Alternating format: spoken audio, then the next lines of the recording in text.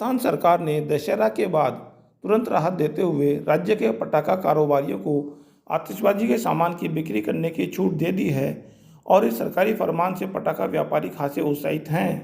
पटाखा विक्रेताओं की संस्था अस्थायी पटाखा विक्रेता संघ के पदाधिकारियों ने राज्य के मुख्यमंत्री अशोक गहलोत के साथ ही तमिलनाडु के सीएम एम.के. स्टालिन को भी धन्यवाद दिया है।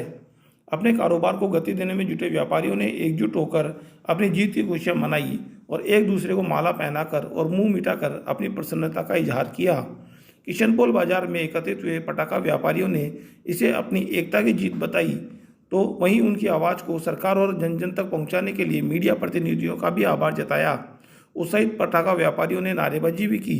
उनका कहना था कि सरकार की गाइडलाइंस के अनुसार अब ग्रीन पटाखों की ही बिक्री करेंगे ताकि दीपावली के त्यौहार को जगमग रोशन किया जा सके। राहत तो करीब 60, 70, 75% तो मिल जाएगी। कुछ ना कुछ तो बच्चे भी खुश होंगे। सबसे बड़ी राहत तो ये है कि हमारे बच्चे सभी के खुश होंगे। जो 2 साल से कैद थे बच्चे, उनके चेहरे पे खुशी उत्पन्न होगी। सबसे बड़ी चीज़ तो ये सारी चीज़ें खुल रही थी, एक पटाखा ही बंद था। पटाखों में प्रदूषण नहीं है। आईआईटी कानपुर की रिपोर्ट है, उसको कोई देखना नहीं चाह रहा है। उसमें 1% भी रिपोर्ट नहीं है, में कहीं नहीं है कि कोरोना मतलब कुछ भी पोल्यूशन फैलता है उससे। 2 सालों का जो घाटा था, अनुमान है आपको कितना घाटा था? नहीं, ऐसा कोई पर्टिकुलर घाटा नहीं। हम उस साल कमाते, जो हमारी कमाई थी वो रुक गई। वो माल तो यूँ का यूँ पड़ा रहा।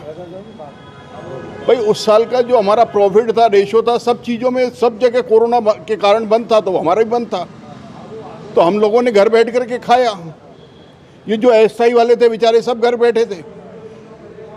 जो बड़े व्यापारी थे उन्होंने घर पे खा लिया। इन लोगों ने मतलब अपनी जेबों से भरे हैं। कहीं ब्याज बट्टे वगैरह नुकसान, कितनी ईएमआई, कितना नुकसान हुआ है। इस बार जो ग्रीन पटाखों की सही जो अनुमति मिली है उससे कितनी राहत आपको मिलने वाली है? सब व्यापारी जो घर ही बैठे थे, सबके परिवार रोजगार किस तरह से प्रभावित? सर ऑलरेडी 2-2.5 साल से ग्रीन फटाके ही बाज़ार में हैं। ग्रीन फटाके अपने राजस्थान में ही 8-10 फैक्ट्रियां हैं, उसमें ग्रीन बन रहे हैं। और शिवाकाशी से भी मैक्सिमम फैक्ट्रियां ग्रीन फटाके बना रही हैं। ठीक है ना। और ये नीरी द्वारा एक सर्टिफिकेट दिया जाता है, उसके आधार पर ग्रीन फटाके बनते हैं और उसको हमारा एक्सप्लोसिव डिपार्टमेंट रेगुलर चेक करता है। सरकार के निर्णय से तो हम खुश हैं। कल भी मैंने माननीय मुख्यमंत्री एवं समस्त कांग्रेस वालों को हाथ जोड़ करके निवेदन किया था कि हमारे साथ अन्याय किया जाए, ये अन्याय जो हो रहा है उसके न्याय किया जाए। और अपने तमिलनाडु के सीएम साहब ने भी उनको लिखा था, कई लोग बेरोजगार हो जाएंगे, कई फैक्ट्रियां बंद हो जाएंगी। इस पटाखों के साथ में कई खुशियां बढ़ेगी बाज़ार में। ऐसा तो है नहीं कि पटाखे, आज कपड़ा किसी को लेना है, बच्चों की ड्रेस लेनी है तो कभी भी ले सकता है, मिठाई लानी है कभी भी ला सकता है। पटाखे तो पटाखे के दिन ही आएंगे, दिवाली के दिन उसी तो जलते हैं या और कोई दिन जलते हैं? आप बताइए। रंग, होली का रंग अभी आप लगाएंगे किसी को? तो जो चीज़ जिस मौके पे बनी हुई है उस टाइम लगनी है। लक्ष्मी पूजन के टाइम एक प्रोसीजर बना हुआ है और उस पूजा के बाद में जलाने हैं तो जलाने हैं। और 2 घंटे का टाइम है, सब लोग जलाएंगे, 2 घंटे ही जलेंगे, इसमें कोई दिक्कत नहीं है किसी को भी। देखिए, पहले तो मैं राजस्थान सरकार का, सीएम अशोक गहलोत साहब का, पूरे मंत्रिमंडल का बहुत बहुत आभारी हूँ कि जिन्होंने हमारी समस्याओं को समझा।